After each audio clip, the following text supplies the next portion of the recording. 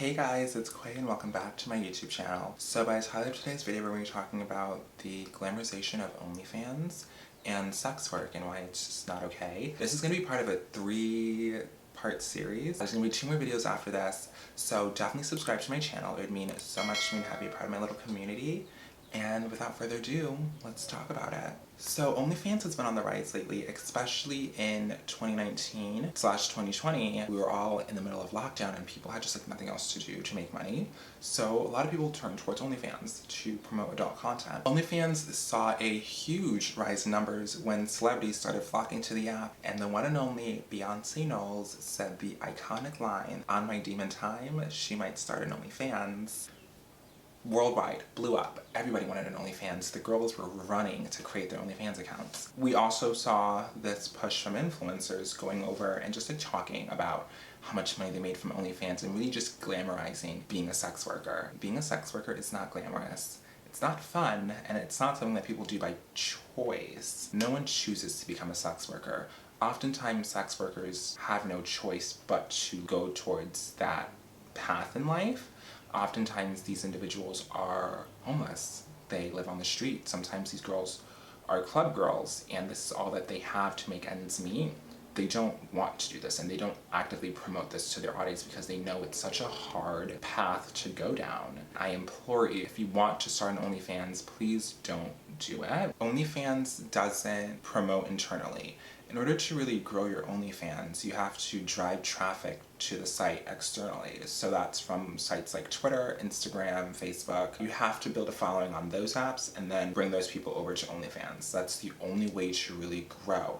And if you're someone who is just deciding to start an OnlyFans, 9 times out of 10, you don't have a large enough following already to just start making $15K a month. So what you're gonna most likely do is promote your OnlyFans to the existing audience that you already have, and that might be, friends that from high school, college, whatever. And the people who are gonna subscribe to your OnlyFans are gonna be weirdos. People that you really don't want subscribing, but they're gonna be subscribing to it. This is where it gets rocky and it gets very dark. And I don't think a lot of people talk about the dark side to this. When you are first starting out and you're not making all that money, you're making probably like a few $100s a month at that, you're gonna get people on OnlyFans who are gonna want more than just feet pics, because again, who are you? They could be paying somebody else $4.99 for a lot more than just some feet pics. So they're gonna want more.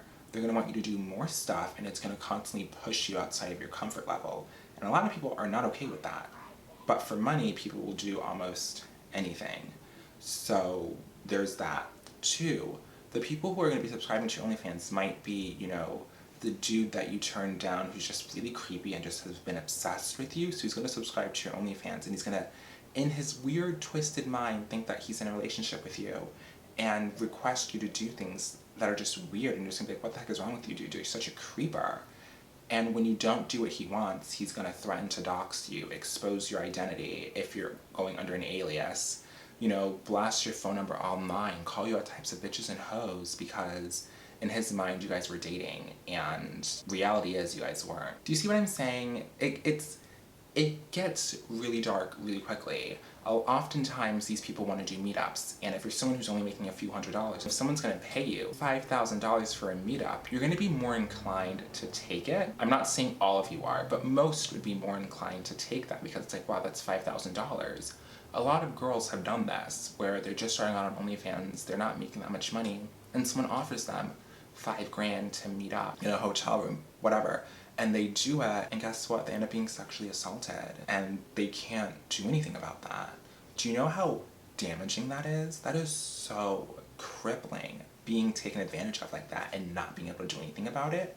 And that is why I implore you guys, don't start that OnlyFans. Like, really think about it before you really go down this path, because oh my god, this influencer that she's making $1 million from OnlyFans and she made $1 million in 6 months. You can too. Not really. I mean, yes, you can, but you're gonna really have to work extremely hard, and it's gonna take you down a very dark path very quickly. I don't want that for anyone. I don't want that for any of my subscribers, because you guys are like family to me. So like, why would I want to see you guys go down that path? Also, once you start down this path of sex work, you really can't escape it unless you use the money that you make to build yourself up and build a business, build a brand.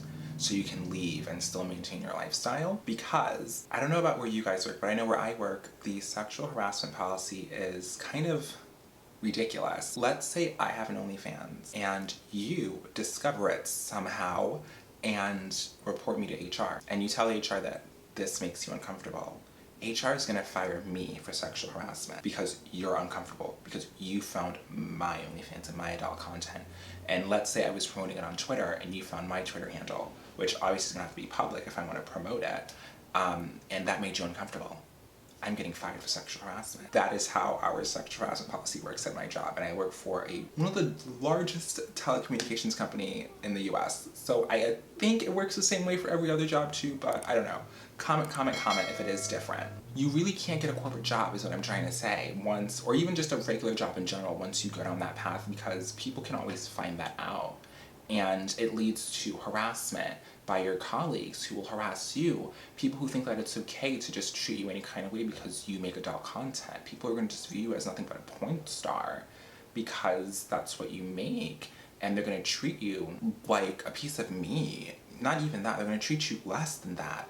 And that is not what I want for you guys. I want you guys to be treated like royalty because you are. And this idea that doing this leads to sexual liberation and is feminism is, I don't know, it just doesn't sit well with me. And maybe my opinion will change the older I get, but I think right now, telling people that being a sex worker is them taking control and is them, you know, saying F you to the system and I don't know, just like this empowerment thing, being a sex worker, it's like, no, it's not. Being a sex worker is not empowerment. People do not become a sex worker because they want to feel empowered. They have no other choice 9 times out of 10. And it's it shows the privilege that you have in making that choice to become a sex worker. Out of everything else that you could choose to do, you choose to do that. It just shows the amount of privilege that you have over the people who have no choice but to do it. I don't think being a sex worker makes you a feminist because it's not really empowering.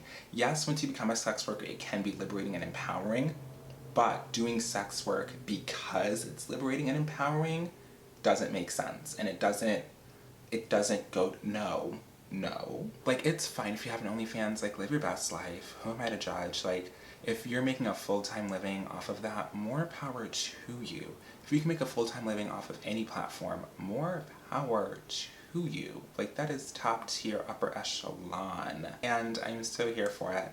I just think we don't really show the full scope and the obstacles that come with sex work and a platform like OnlyFans and going down that road. If you have an OnlyFans or if you tried to start an OnlyFans, definitely comment down below your experience, or if you know anyone who started OnlyFans, or what your guys' thoughts and opinions are about the whole rise of OnlyFans and sex work. I definitely want to hear what you guys have to say. Even if you completely disagree with me, think I'm an idiot, definitely comment down below. I respond to every comment because I do enjoy reading your guys' comments. But anyways, stay pretty and remember, not everything that glitters is gold. Bye.